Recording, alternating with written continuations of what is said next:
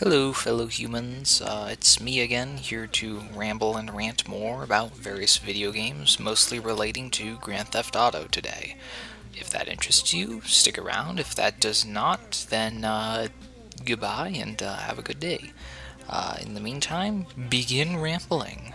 So, from the get go, I kind of have to establish what my experience is with the Grand Theft Auto series, so you kind of know what to expect. Uh, and my experience is honestly pretty limited. I've played basically the great staples, if you will, 3, 4, and 5.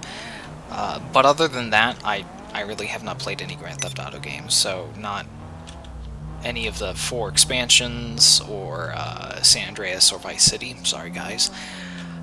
But I do have many disjointed thoughts. I really do think that 4 and 5 have an interesting dynamic in terms of how they're different in tone. I definitely fall into the category of I like 4 in terms of story and stuff more. I think it also probably has a better art style, though not necessarily better graphics.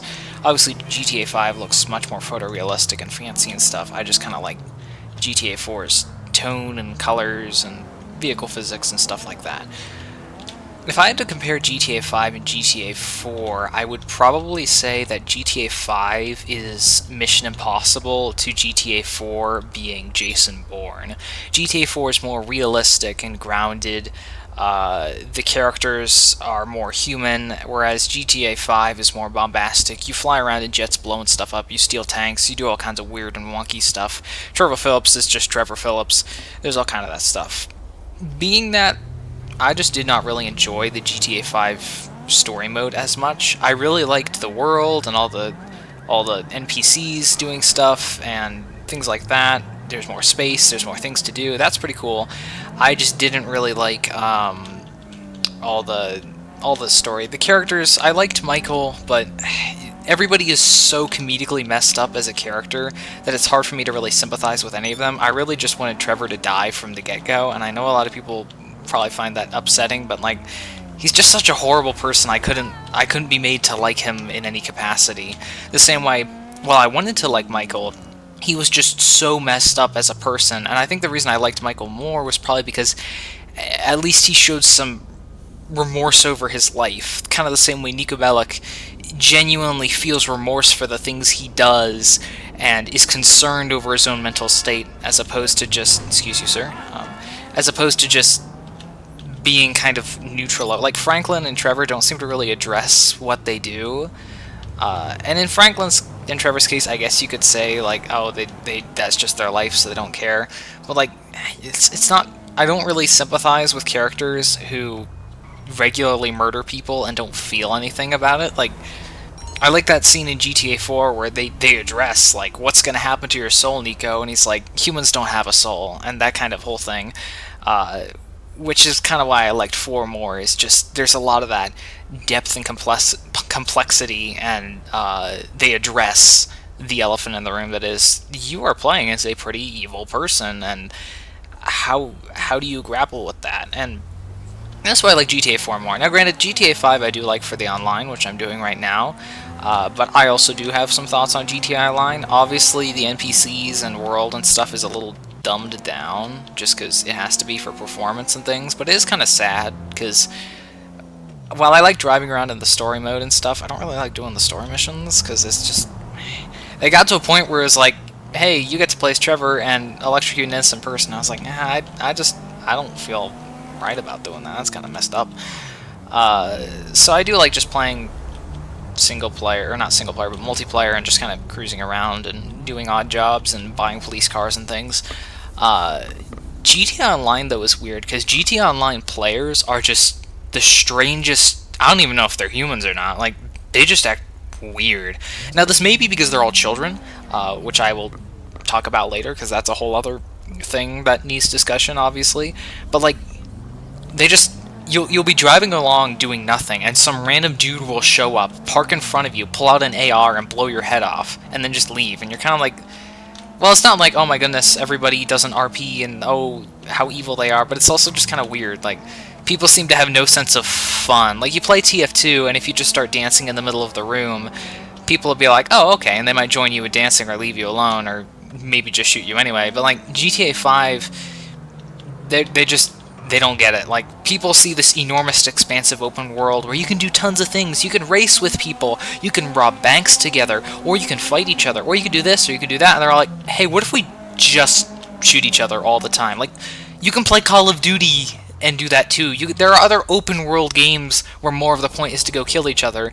Why do you have to pick the open world game with a bunch of other stuff? Now, this probably is just because GTA 5 is the most popular and large-scale game, so this is the open world game, but people just don't seem to have a sense of, like, fun or whimsy about playing GTA 5 online. Like, there's so much fun, goofy stuff you can do, but all anybody wants to do is fly around in their little air scooters with missile launchers and shoot each other.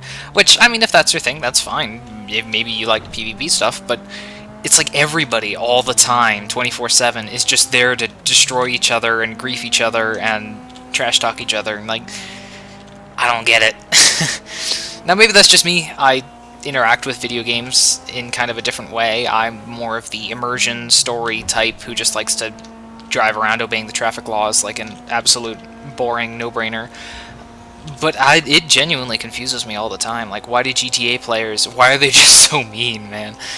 But I do wonder, because GTA 6 is coming out eventually in 2082, before Half-Life 3 comes out in 3001, but GTA Online obviously has made Rockstar boatloads of money, like just comedic amounts of money, stupid levels. So if GTA 5 Online made so much money, a lot of it from like 12-year-olds who just bought the game and using their parents' credit cards to buy all the fancy rocket launchers and things so they can grief other players, what does that do for GTA 6? Because just today I recently heard that, you know, as of the time I'm recording this, that Discord is rolling out, you know, age verification stuff, and, you know, Google has had that whole age verification stuff, which they claim if they already verified you were an adult, you wouldn't have to do anything. But I had set my birth date when I created a Google account, and it's still asking for age verification. I tried just creating an entirely new Google account, and it still is asking for age verification. So I think they're just asking everybody, regardless of whether they know they're verified or not, because I know it's in the spirit, or at least is purported to be, of we're protecting children, which I get it. You know, if people have their kids online, you don't want your kids finding all the messed up stuff that is online, but also you do have the option to give your kid a book or something else, let them watch TV, which is typically curated to be more child-friendly for certain channels.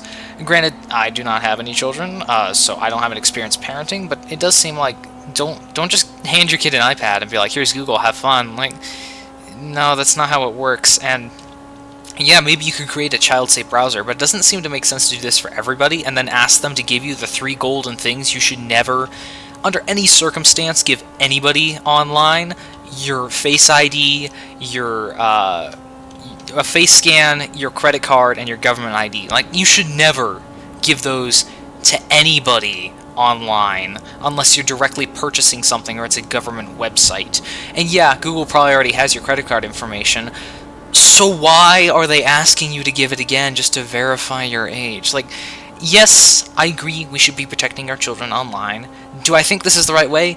No, I think we should create browsers specifically for children, or just actually have parents curate and look at what their kid is watching.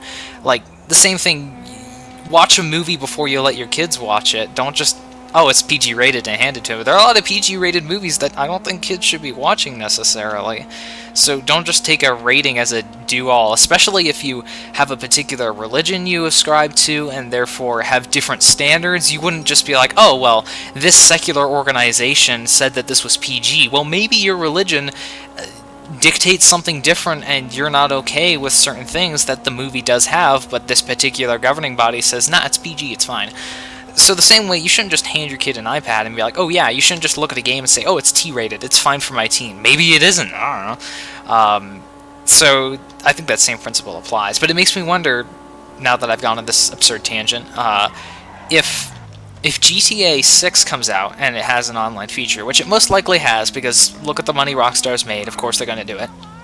A lot of the money they made is from children, or at least people under the age of, say, 17 or 18. So, and yeah, I know, teenagers aren't children. So it makes me wonder, what are they going to do? Because there's been the whole thing, excuse you, sir. There's been the whole thing of, you know, GTA 6 is going to have age verification and all, but, like, if there's anything that people don't want their kids to be playing, it's probably GTA. And so I can get why they do that, but then also, what's Rockstar going to do? Because that's where they make their money. Because older people are just going to grind the game and aren't going to necessarily buy a shark card, whereas kids are more likely to just buy a shark card.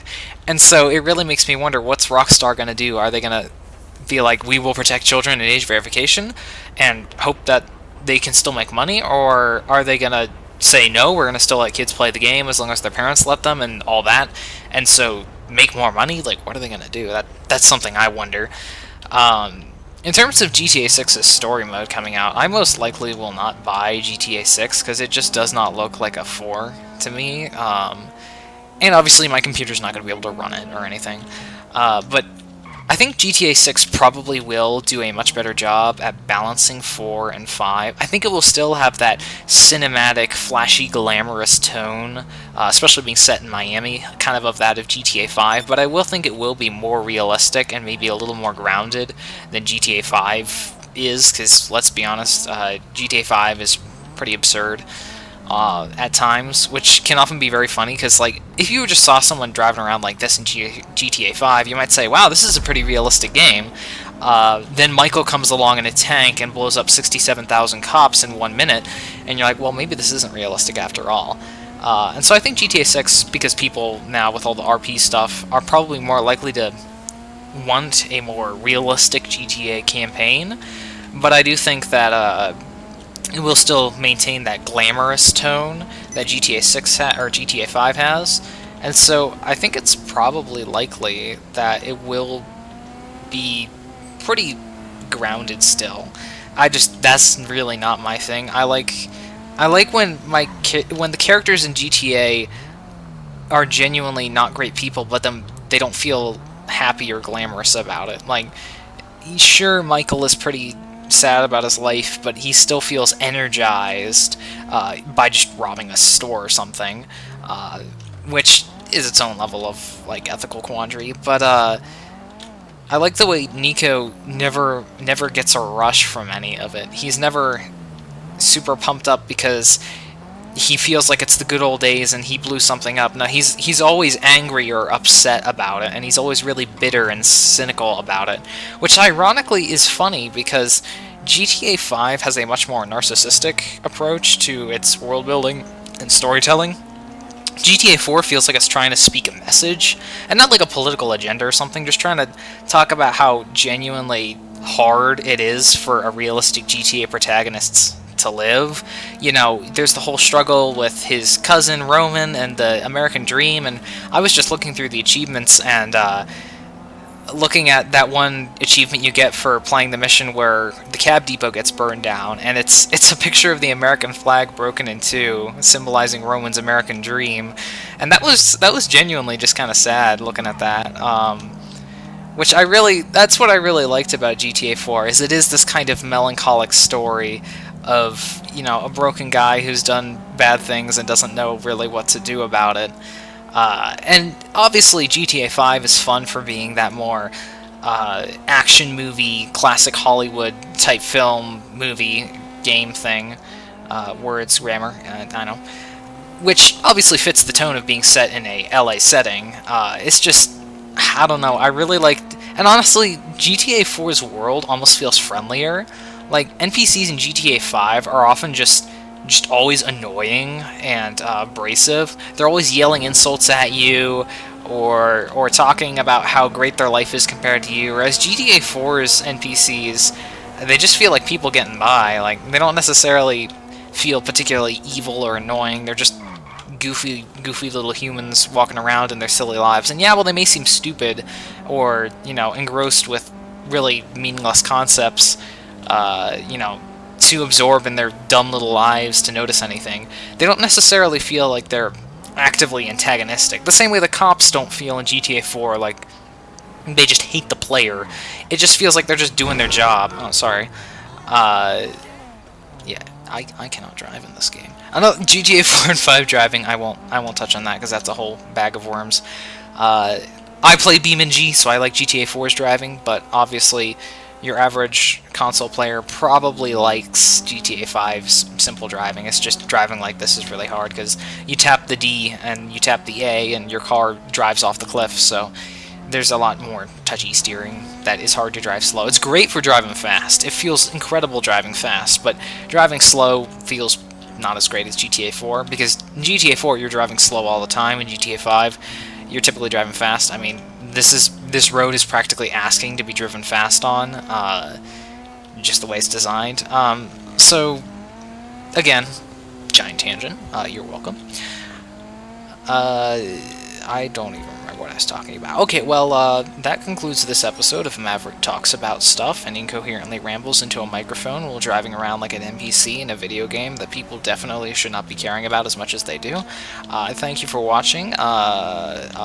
Please comment below what your favorite flavor of potato chips is, and or if you drank Mountain Dew in 2007. I didn't, because I was rather young to be drinking Mountain Dew, and I've heard that it can give you brain tumors if you drink it at too young an age. But maybe you're older, so maybe you drank Mountain Dew. Maybe even drank it with the Master Chief on it from Halo 3, which would be pretty cool. That's a life experience people should have. Anyway, thanks for watching, and goodbye.